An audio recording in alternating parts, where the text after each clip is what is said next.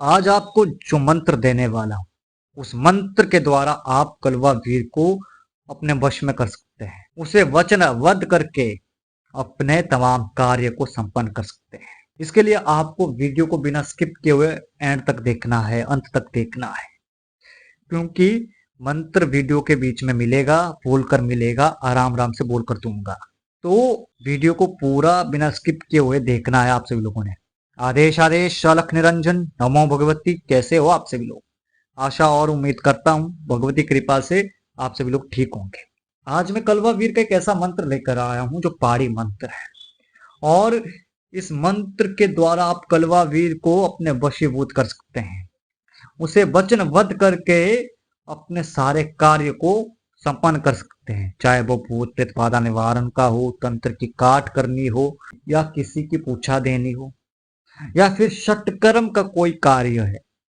इन सारे कार्य को आप कलवा वीर के द्वारा संपन्न कर सकते हैं। परंतु मेरा फिर भी वही निर्देश रहेगा, सिद्धि करने के बाद अच्छे कार्य करिए, बुरे कार्य में कभी भी शक्ति का प्रयोग ना करें, क्योंकि बुरे कर्मों का भुगतान आपको ही करना पड़ेगा। शक्ति का कर्मों से कोई लेना देना ही नहीं है।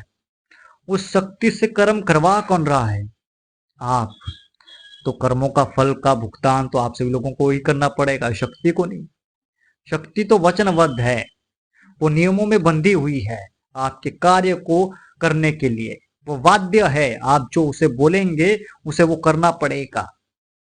चाहे आप उसे बोले चिंटी मारने के लिए, चाहे आप उसको बोले किसी इंसान को मारने के लिए, वो तो मारेगी ही, परंतु मारने का कार्य करवा कौन रहा है? आप। तो उस कर्म का फल किसको भुगतना पड़ेगा? आप लोगों को। तो इसलिए सोच समझ कर शक्तियों का प्रयोग करना, जितना हो सके लोगों का अच्छा करने की कोशिश करें। जहां अच्छा नहीं हो सकता आपसे, तो हाथ खड़े कर दीजिए, क्योंकि मैं पूरा कर ही नहीं सकता। पूरा करना ही क्यों? जितनी सिद्धियां आप हासिल करोगे उतने ज्यादा नियम आपके ऊपर आएंगे, क्योंकि शक्तियों को प्राप्त करने के बाद आपके ऊपर जिम्मेवारियां आती है। सोच समझ कर चलाने की जिम्मेवारी आती है, समाज के हित की जिम्मेवारी आती है, धर्म नीति की जिम्मेवारियां आती है। तो एक साधक को अपनी बुद्धि से सोच समझ कर प्रयोग करना होता है, मंत्रों का प्रयोग करना होता है, तंत्र का प्रयोग करना होता है, अपने सिद्ध की हुई शक्ति का। रही बात कलवा वीर की, ये जो मंत्र मैं आप सब लोगों को देने वाला हूं, ये पहाड़ी मंत्र है। पहले आप कॉपी पेन लेके बैठ जाइए और लिखना शुरू कीजिए। निकाल लिया कॉपी पेन आप सभी लोगों ने? तो लिखो अब। ओम वीर 100 वीर के वीर। क्या हुआ? लिखा नहीं अभी तक? तो लिखो फिर से। ओम वीर 100 वीर के वीर। लिख लिया ना? ओम वीर 100 वीर के वीर। कलवा वीर प्रत्यक्ष प्रत्यक्ष अवाह्य मोर बुलाए, मोर गुरु गोरखनाथ कामरू कामाक्षा के बुलाए, महादेव पार्वती के बुलाए, तुरंत प्रकट आव आदेश गुरु को। लिख लिया ना मंत्र? अच्छा, अभी भी नहीं लिखा? चलो फिर से बताता हूं मैं। ओम वीर 100 वीर के वीर।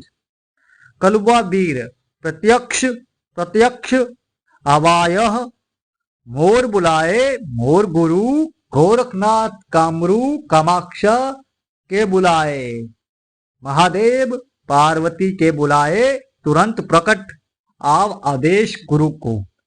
अब तो लिख लिया ना? चलो बढ़िया है।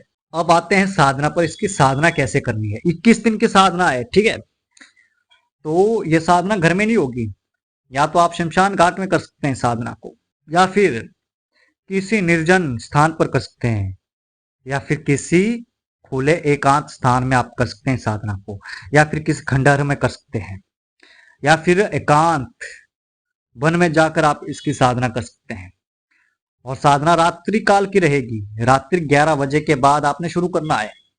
जैसे ही घड़ी में 11 बज गए तो चले जाना सीधा। साधना जहां करनी है, आपने जो स्थान देख के रखा है, वहां पहुंच जाना है 11 बजे से पहले। और वहां पहुंच के जैसे ही आपकी घड़ी में 11 बज जाएंगे, अपना आसन बिछा लेना है और उसके ऊपर बैठ जाना है।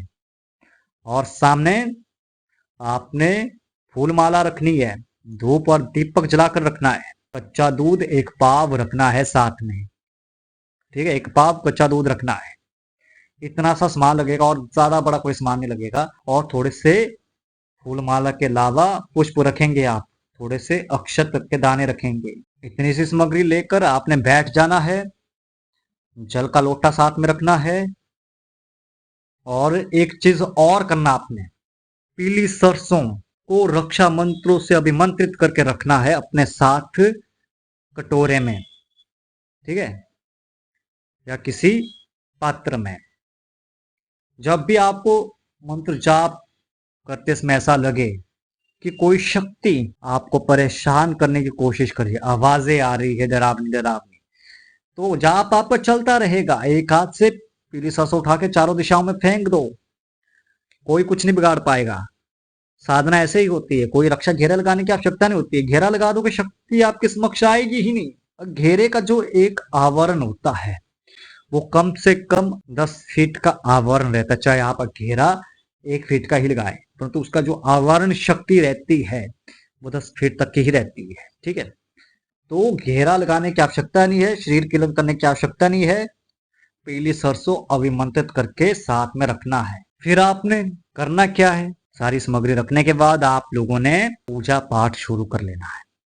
गुरु का, गणेश का, भगवान शिव का, माँ काली का, भैरव जी का, इन सब का पूजन करने के बाद आपने आवाहन करना है कलवा वीर का और उसका पंचोपचार से पूजन करना है और दूध का भोग चढ़ाना है।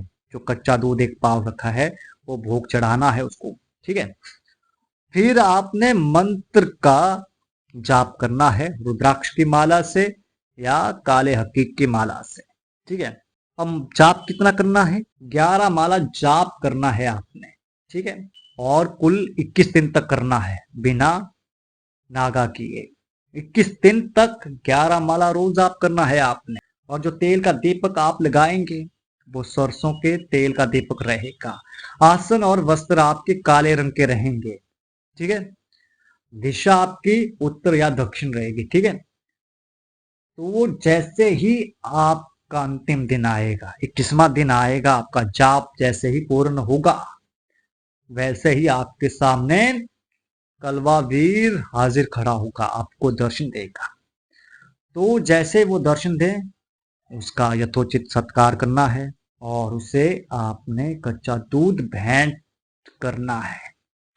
भेंट करने के बाद आपने वचन लेना है या जो आप मांगना चाहते हैं वो मांग लेना है।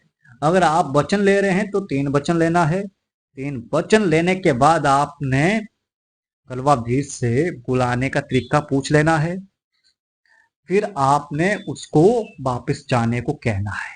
इस तरीके से आपकी पूर्ण सिद्धि हो गई। अब जब सिद्धि हो गई है फिर आपने साधना के 3 दिन बाद ही प्रयोग करना है सिद्धि का। साधना के 3 दिन के बाद, तुरंत अगले दिन से प्रयोग नहीं करना है। जो 3 दिन रहेंगे उस 3 दिनों में आपको नियम के साथ रहना पड़ेगा और साधना के दौरान भी आपको नियमों का पालन करना पड़ेगा। जो साधना के नियम होते हैं ये बार बार बताने की जरूरत नहीं होती कि साधना में कौन कौन से नियम होते हैं। आप सभी लोग तंत्र क्षेत्र में आए हैं तो आप सभी लोगों ने नियमों को तो पढ़ा ही होगा।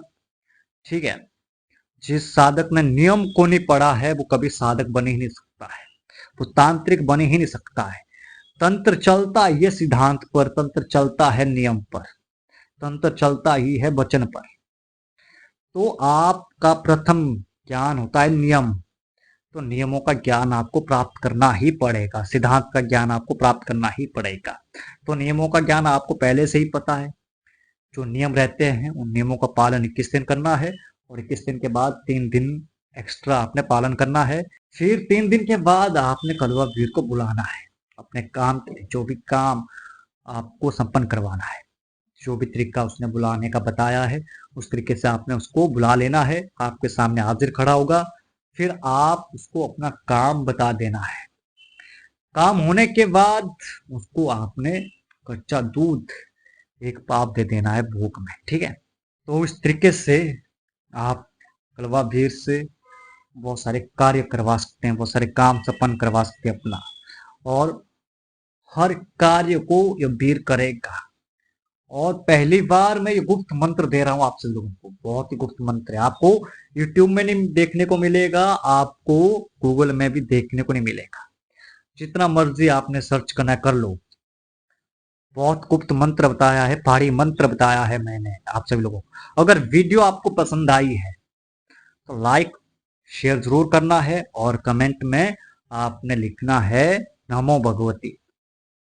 देखता हूं कितने लोग दिल से जुड़े हैं मेरे साथ तंत्र सीखने के लिए। मैं आप सभी लोगों को हर एक चीज सिखा रहा हूं और सिखाने के लिए आतुर हूं। धीरे धीरे एक एक चीज दे रहा हूं, स्वयं सिद्ध विद्या भी दे रहा हूं, प्रत्यक्षीकरण की साधना भी दे रहा हूं, आवश्यक आवश्यक मंत्र भी दे रहा हूं। आने वाली वीडियो आएगी तंत्र के नियमों पर, ताकि आपको तंत्र के नियम पता चले। ठीक है, वैसे तो तंत्र के जो नियम होते हैं कुल वो 1008 नियम होते हैं, परंतु उसमें से मैं कुछ 50-60 नियम आपको बताऊंगा। ठीक है, उन नियमों को आपने कंठस्थ करके रखना, याद करके रखना, क्योंकि वो नियम काफी जगह याद आएंगे आपको, काफी जगह काम में आएंगे आपके। तो आज के लिए बस इतना ही। मिलते एक नई वीडियो के साथ, एक नए प्रयोग के साथ। तब तक के लिए आप सभी को नमो भगवती। आदेश आदेश, अलख निरंजन।